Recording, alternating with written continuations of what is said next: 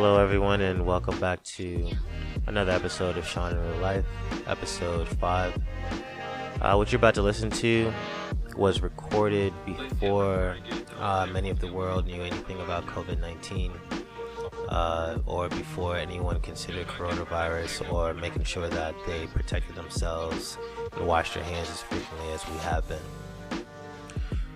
This was recorded, as I said, earlier this year. I had an episode 4 with Kendyl Spriggs that was released.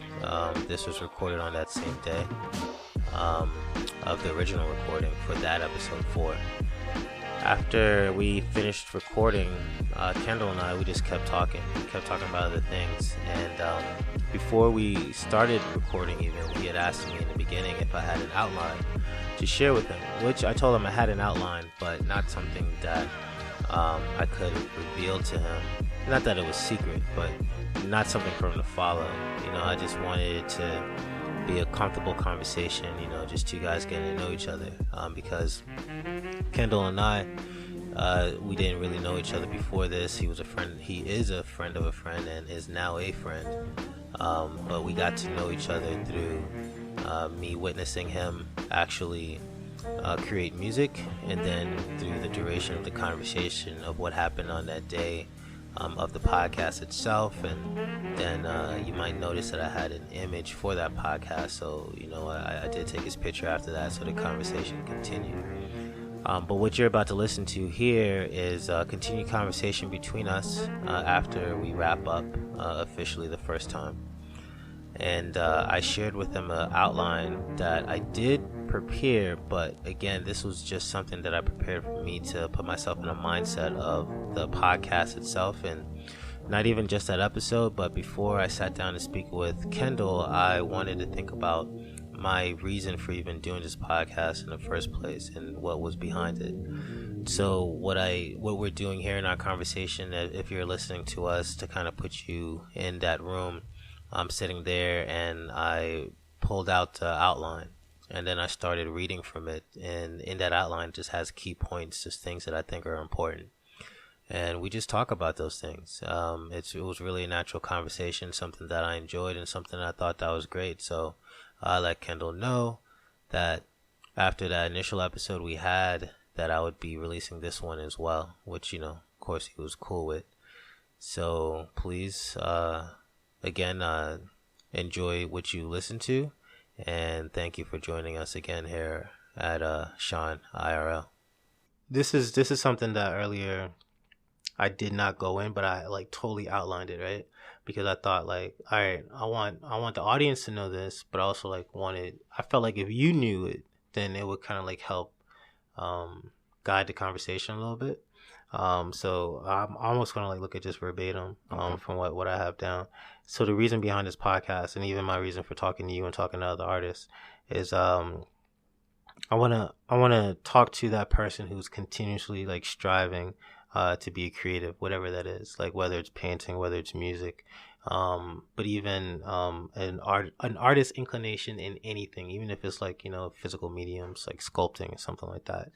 I want to also get at the person who today did not know that they were creative, or maybe they had an inkling that they were or used to be, but a little bit of creativity, the child, right? They say that the creative is the child that didn't die, the child that survived adulthood, right? I think there are a lot of people out here that have I don't want to say abused that child, but neglected that child, pushed it down, stuffed it down.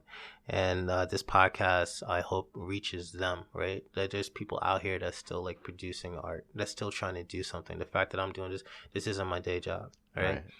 Like you too, right? I'm is music feeding you right now? No, it's not, right? In fact, it's probably doing the opposite. Probably missing meals because of music. right. That's these crafts of love, man. That's what they do, and I think they do that before you get into that success, because there's a time when you can't just keep doing this. I feel like you can't just keep doing this and the world not see you, the world not hear you, So you definitely can. Well, you can. I mean, it's not preferable, but yeah. I was just I was just reading about Franz Kafka the other day. Okay. And he is one of the most notable writers of, I think it was 20th century. Mm-hmm. And his works are still quoted today. But he died never knowing whether he would be published. Okay.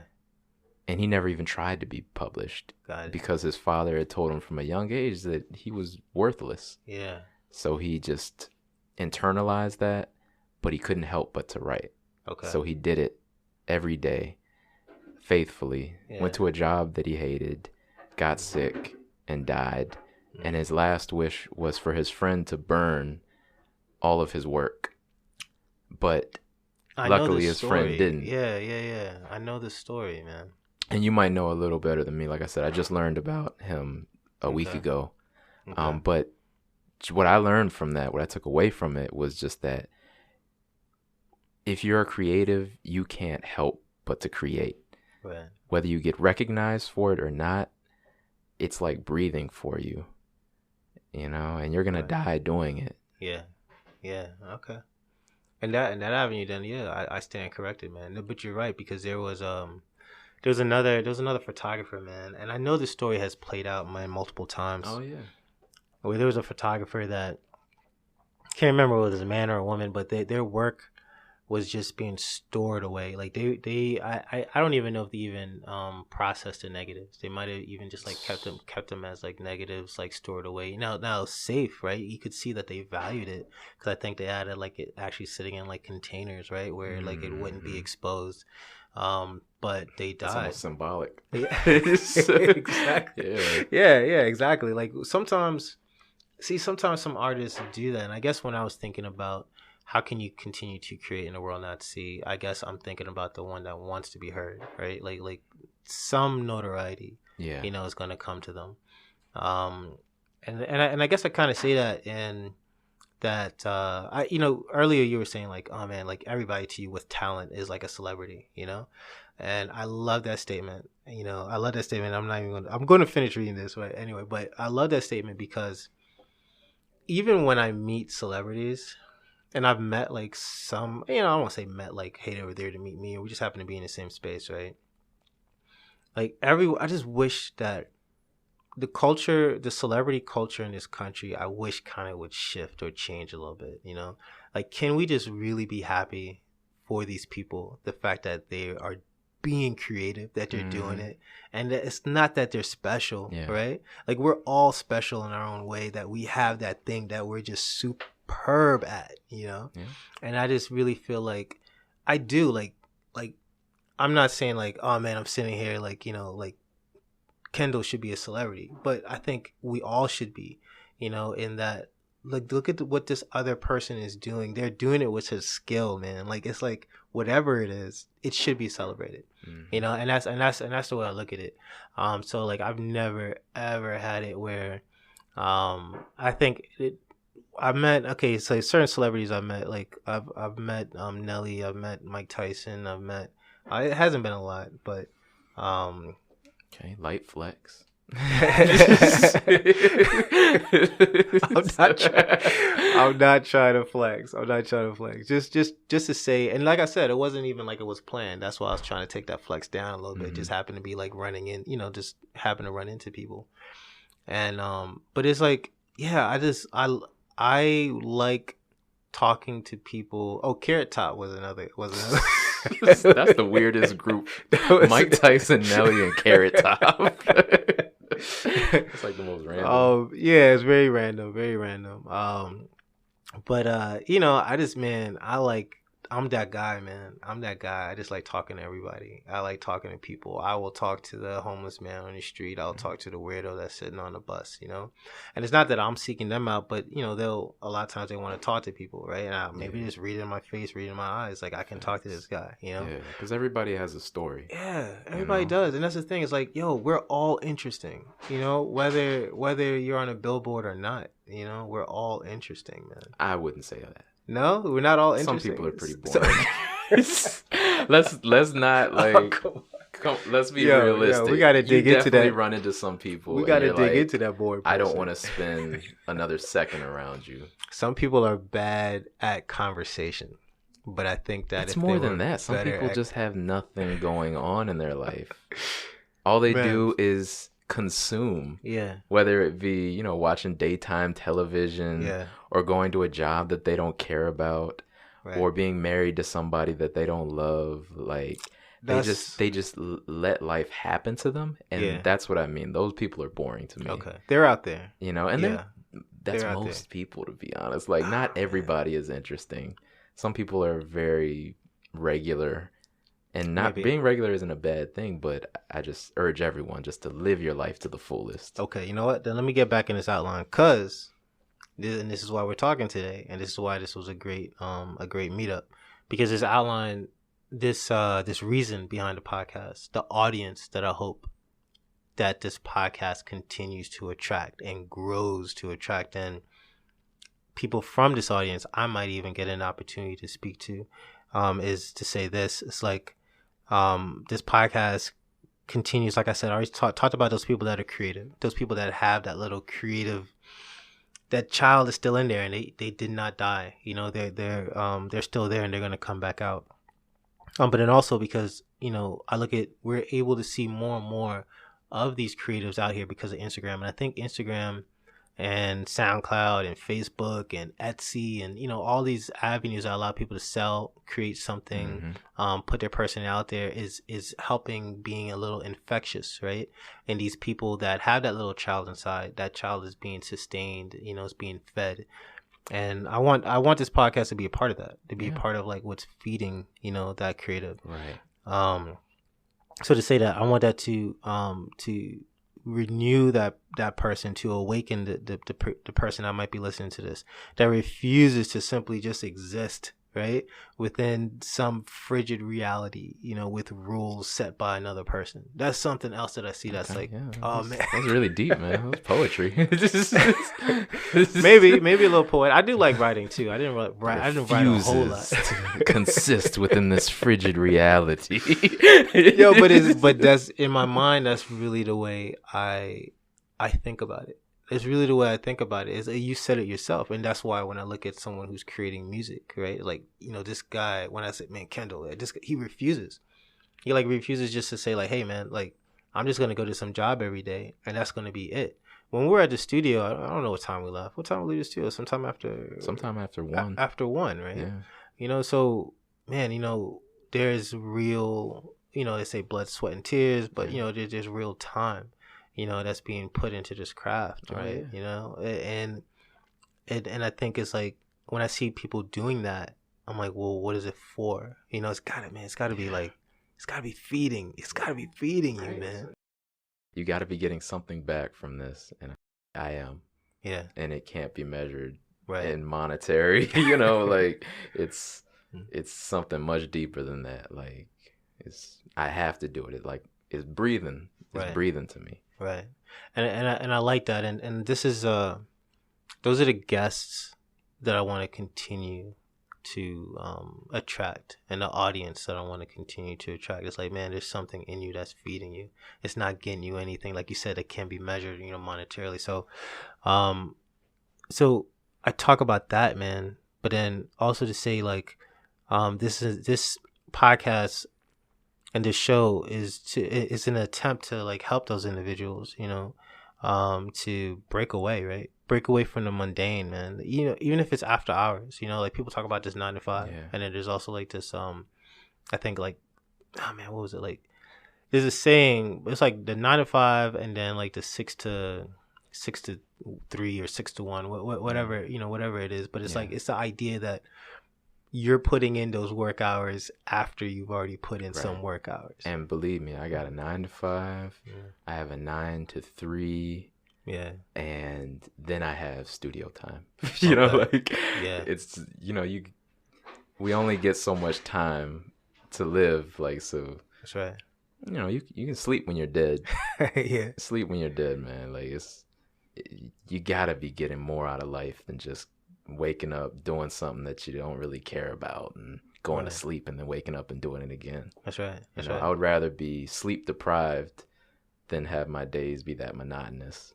Yeah, there's I don't know, man. Like, I know a lot of people that's listening to this, and I know it's true for me. I've had times when that monotony did set in. Right, I've had times where, man, okay, I'm getting up, going to work, coming home.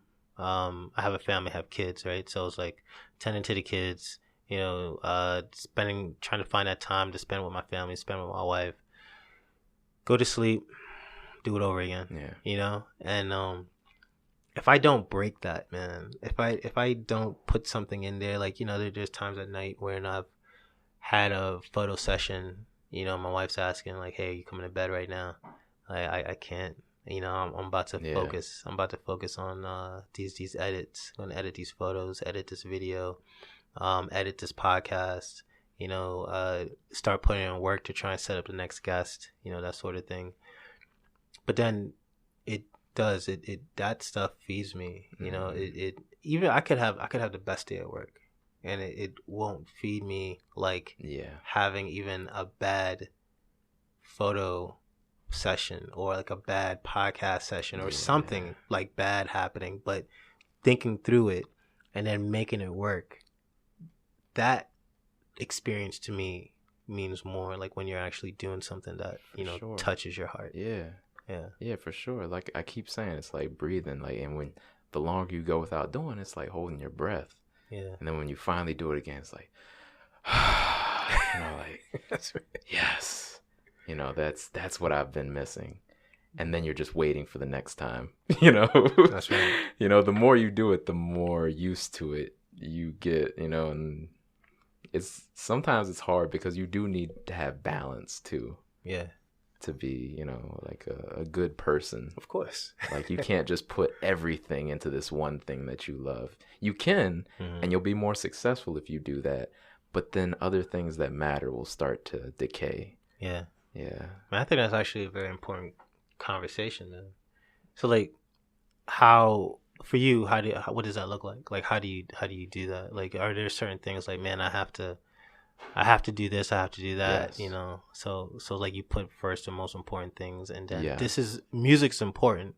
Yes. But it can only take place after these other things happen. 100%. Okay. Yeah, like God always comes first. That's just the way I was raised. Like,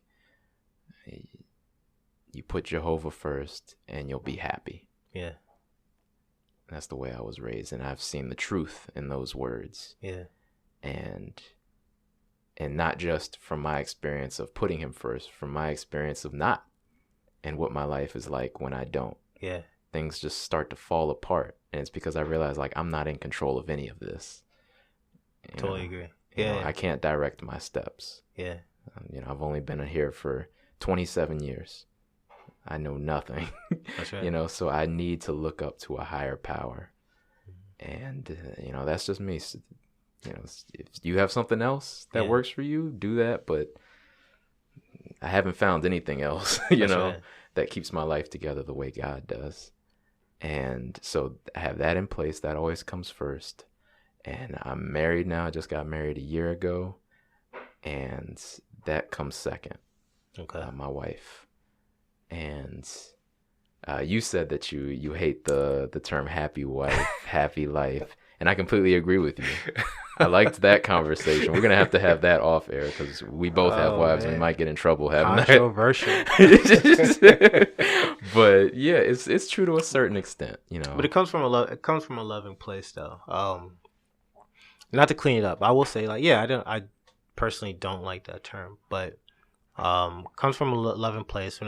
This is not a relationship podcast, so I don't know. It's motivating material. It is good content. It is. I'm gonna avoid it though. I don't blame you. But I will say, you know, to that, I think that both. The only reason why I don't like that term is because I think it assumes that one person may have to be unhappy, right, to keep the marriage happy.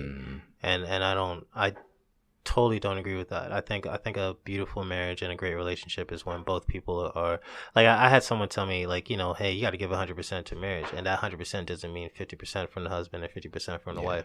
That means 100, both of them putting in 100% to make sure that that relationship is solid and that both are happy. To me, that's success. Because how long can one person be unhappy with something, right? Right. And you're gonna end up resenting the person. Of course. And here go props to my wife. It's a Saturday, and I'm here, sitting and talking to you, man. You know what I mean? Same thing. Same, yeah. Right? So, but that's the thing. Something's working. Like, I married a creative as well. My wife is a photographer. This morning, I was eating breakfast alone, and she was off doing a photo shoot. And I had no problem with it. And she knows, like I'm happy that she's doing what she loves. And when it came time for me to meet you here, she knows that it's related to something that feeds me. Yeah. So she was letting me leave freely as well. And you're right. That's the basis for a good relationship is when you know your partner, you know what makes them happy, and you know that it's not always going to be you. Right.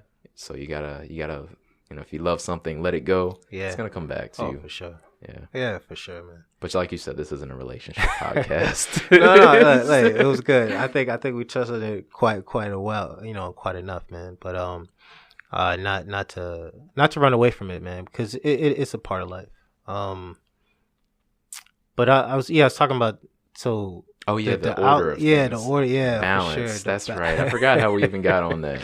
Oh yeah, but third is music after my wife. Okay. And as long as I keep sight of that order of things, then everything usually falls into place. And of course, money and keeping, balancing finances and that's all that kind of stuff. That's just a part of life every day. So but as far as things that I love, that's the order of it: God, my wife, and music. Yeah, I agree with that order. I mean, I have the same order in my life. I cannot, and that's the reason for the late nights. That's the reason for the late nights, because I'm not going to steal any time away from my family. Exactly. Yeah. All right. Cool, man. So to get back into, like I said, this was a part of the outline. This is why I said I didn't want to take this time away from you, but to continue to go down it, talk about you said it yourself. There's people in this world, man, that they just have this, they just let life happen to them. And I feel like a lot of times the creative is not that person, man. They're out there, they're grabbing life by the reins, man, and they're charging into it because there's certain things that they want to see happen. Yeah. That they need to see happen. They need to feel, happening. And I look at that as people breaking out of the possible hive mind, right? I think a lot of, and so since a lot of my day happens to deal with business, I don't want to say this is true of all business, but I think a lot of businesses want people to be of that hive mentality. I don't want your emotion. I don't want your opinion. Just do as I tell you, Feel how I want you to feel. Exactly. When you watch this commercial. Oh, yeah. Yeah. Oh, man, for sure. Sure. Like and not to cut you off. No, please. But that's why in that list of people that that are categorized as those that just let life happen to them, I said consumers. Yeah. You can't just be a consumer. I know we live in a capitalist society, and we have to consume sometimes. But no, you got to give back. You can't just get all fat and bloated with things that don't even really matter to you at the end of the day. It's a quick way to die. You said the word consumer, and I did key in on that word. I didn't call it out, but I'm glad we came back to it, because that's something that I tell my kids all the time. Right? We have YouTube, man. Kids can get lost, in YouTube. We got Netflix, you got Amazon, at one time we had all the services. I mean, we canceled some, but a lot of times this world is set up. It's great, right? It's beautiful. It's like, man, look at these avenues that these people who create, they have these avenues to actually put these things out there. Right. But the other side of that same coin is that there are a lot of people out here that's just consuming it, right? They're not actually trying to build anything and create something. Yeah. And there's so much content out that you really could just every day, 24 hours a day, consume without watching the same thing twice. Right. Because they're constantly pumping out new content. Mm-hmm. So you can definitely get lost in it. And I think the proper way to consume is, hey man, like look at something, like be excited by it, but get inspired by it. Get inspired. That's it. And that's what I try and tell my kids. It's like let's be inspired, to do something, And so my son now, and he's gonna be mad at me because I haven't edited his video yet. What does he do? He's 9 years old, and he loves video games, but he loves watching games like streamers, right? Mm-hmm. And so he's like, oh man, I want to do that too. So I was like, all right, cool, let's sit down, we'll play a game. We ended up playing oh man, why is it name of this game not coming to me? I'm gonna have to edit this part right here. That's really dope though. Not while you try to remember the name of the game. Yeah. It's really dope that you get to connect with your son in that way. Like that he loves the same thing you love. Yeah. And you're able to share your passion for editing, and he's able to create, with you right beside him. That's really dope. You don't find that in a lot of families. Yeah, I don't know. I haven't really thought about that, like whether you find that a lot or not. But I know for me, it had to be that way. It wouldn't be any other way. As a matter of fact, the name of the game just came to me. So the game that we were playing together was Overcooked, and so it's a 4-player game. At the time, and I bought it on like PC. At the time, I only had like 2 controllers. I bought 2 more controllers just so because I got 4 kids, so it's just so we could all like get in on it, of course, someone's gonna have to be excluded. A lot of times, I just step out. If they all want to play, but at least I can get like 2 to 3 kids playing with me at a time. But my son, he wanted to stream it, and we did. I set up the camera, and then I set up the recording, on the PC, and we did about like 2 or 3 sessions. And I gotta put those out. He's like, Dad, when are we gonna release my YouTube? That's dope. So like, but yeah, that's the type of relationship that I didn't have that with my parents, man, right? Because again, that generation was a little different. But what I did have is that I saw the love that my dad had. The love that my dad had was like for being outside, man, being in the garden, and he shared that. Mm-hmm. So I guess in a way I did have that because he shared that. He would teach me and my brother like, little knowledge about how to plant, what's going to grow, what's not going to grow, that sort of thing, like, oh man, you're creating something, there's a creative in some way. That's how it should be.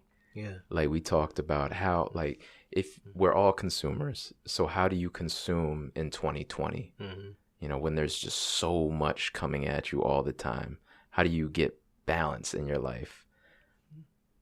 You just do how we've always done. You get something from somebody you love, whether it be they send you a song or a link to a video, and they say, you should check this out, because they know you, they know what you like, and they know what you're going to have an actual connection to. Yeah. And you click on it and you judge, is this for me? Is it not? And if it's for you, and if you have time for it, then you enjoy it. That's right. But just let it just happen naturally. Don't just go from one thing to another. Be, what's the word? Have intent.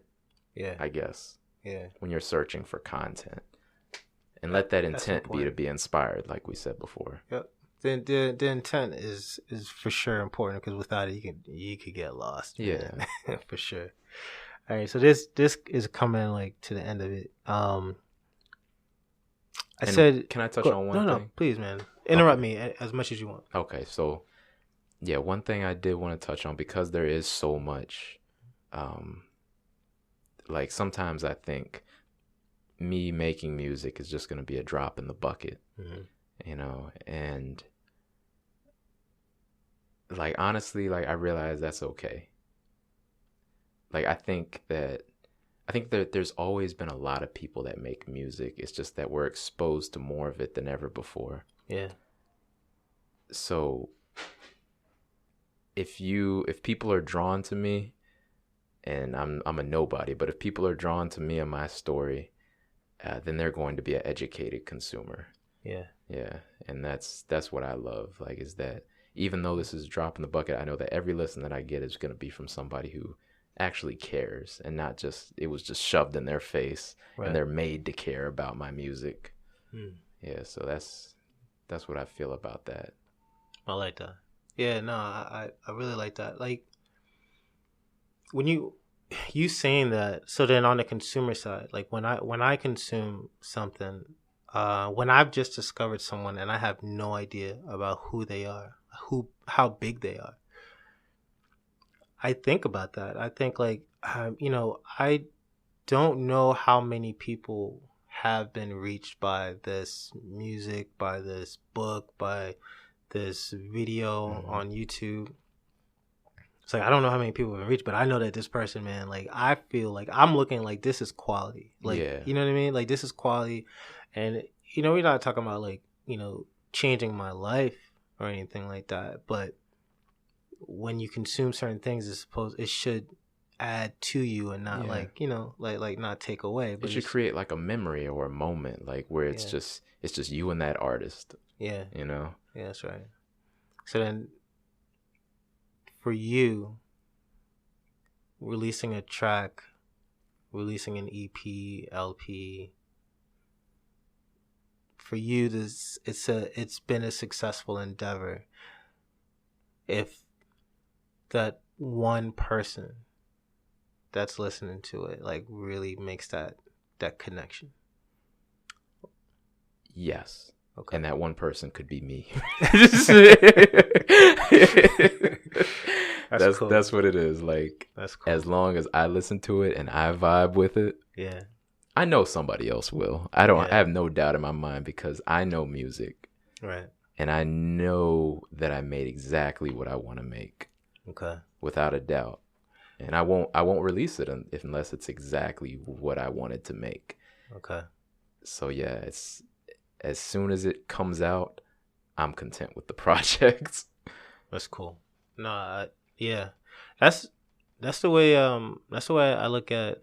Yeah, that's the way I look at a lot of work that I consume, and that's the way I look at the work that I put out as well. It's like, hopefully somebody finds this and loves it. At least at the least I know I do. Mm-hmm. And I think that's a benefit that the middleman has been removed.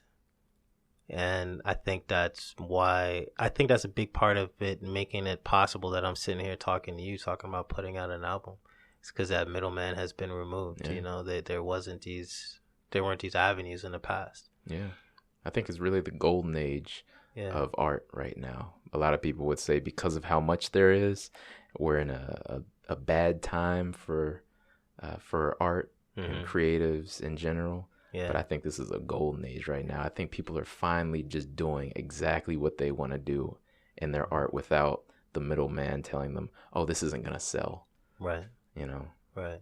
Now, being a little older, when I first heard that reasoning, so much music out here it's bad because you can't really discover. I don't want to say discover, like, the sound I grew up with was very curated. Mm-hmm. Right? Because like you said, you had those people that were saying, no, this is not going to sell, that's going to sell. Every so once in a while you had that breakout hit, right? Yeah. People weren't expecting to, by today's words, I guess, go viral or, just really find like a big audience, But the thing that's also great about all these avenues of distribution is that it doesn't have to be a big audience for it. Yeah. This is the first time probably ever in the history of the world that you can have all these little niche markets. Yes. Yeah. Exactly. So like again, I guess for you, success is feeding that niche, man. For sure. Okay. Yeah, for 100%. Yes, because I'm doing what I love. As long as I keep doing that, I'm gonna attract other people that love it too. Like I know that just from my experiences in life. Like that's how we started making music as Bottega. We were just having fun, and other people like seeing fun. People want to have fun in life. They don't want to. They got enough. Depressing stuff in the world. They don't need more of that. As long as you're having fun with what you're doing, people are going to want to be a part of it. Yeah, you're attracted to that. And that's why, like you said, like those people that are just boring, they repulse you, right? Yes. That's what you said earlier. Yes. Get away from me. Get away from me and find it. And don't just die. I mean, don't just go away and die, but find something that you love and be an interesting person and then come back. I was putting words in your mouth and you went with it, man. All right, man. So yeah, right to sort of wrap up that this part here is this podcast, right? So no hive-minded people. Encourage people to look how like this is in line. This like went right in line with what you just said, because we shouldn't just consume, we should do something, right? And that's what I said. Like I want to encourage people to do something about it. You hear somebody like creating something, and it really does something to you, man. Think about what that thing is that you've been wanting to create for like such a long time and have been putting that off. Like what is that? Like do that. Yeah. And so also, and I just say like, look, it's whatever it is, I'm not gonna go into all like the different avenues, but I want to look to make a connection with emotional. You probably heard about this. There was EQ in the past. People always trying to figure out like how smart you were. No, I'm sorry. There was IQ in the past. People trying to figure out how smart you were, but now there's EQ, right? People are talking about that more and more. Businesses now are starting to care about that more and more.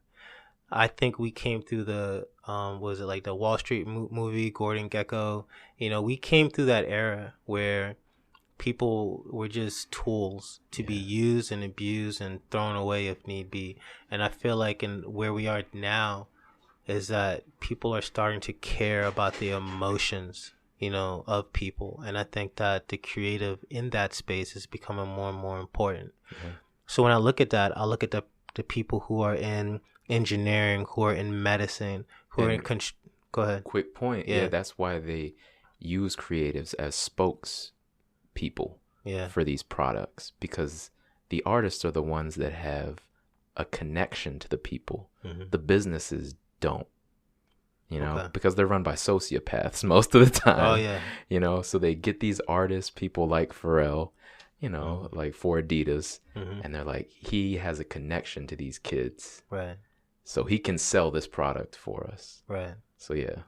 So, and then the artist is important is all I'm saying. No, the artist is important. And again, why the guests and the listeners, and I say, and the host of the show, I feel this way. Which is like, I want to touch people. I want to reach people emotionally. I want to see who they are. I care about who they are, and I think I want people to care about who, Kendyl is, and, to want to consume. I appreciate that, man. Yeah, for sure. Like to want to consume your music that way, because, and it's not a selfish thing, right? Because you yourself are saying that you're wanting to put something out there that can really affect people emotionally, right? I mean, I think that's like a part of the goal of being a musician, right? Yeah. Okay. And then to wrap all that up is just, I just really want people, I was going into the engineering, medicine, construction, hospitality, if you work in a hotel, if you're a waitress, man, whatever your 9 to 5 is, whatever your avenue of making money is, if it's super serious or even not, just don't forget, man, like that creative is there, man. When you look at kids naturally like running around and playing, you don't look at any child and say that there's not a creative in there. No, yeah, they're making up stories. They're becoming people that they aren't. They're drawing. They're have imaginary friends. Yeah, and at some point that just becomes weird. Yeah. So we stopped doing it. Yeah. But yeah, the people who are okay with being weird, those are the people that excel in art. Of course, man. There's a and this is like this that was it on that, but there's a channel that I'm gonna call out here. They're already like a big channel, but it's called Future, Futur, no E at the end. Okay. And I hate the fact that I can't think about the host's name or the guy's name who owns a design company, who runs this YouTube channel. But he wears a hat. And some of the shows he has like a hat on that says God is a creator. You know, you cannot. I mean, of course, you can't look around. You know, and look at the design and creation. You know, and say like, there's not a whole lot of creativity there. You know, I mean, everything is based off of God's creation, right? So when you look at the way things are like beautifully designed and how this all makes sense, right? So like we started this out talking about like the engineering, like, you know, at least for myself, the engineer brain and then like the artist brain. What I want to call down, there's a guy that just came out with a book. His name is Chase Jarvis, and he's actually talking about this, where, you know, there's so many people out here. There's a creative in you. You might not think of yourself as being creative, but you are creative. So what I mean by that is like, you might see you ever watch like a window washer? I mean, yeah. You know, like you know, right? What it involves, man. Mm-hmm. A bucket of water, some soap, you know, and that squeegee tool.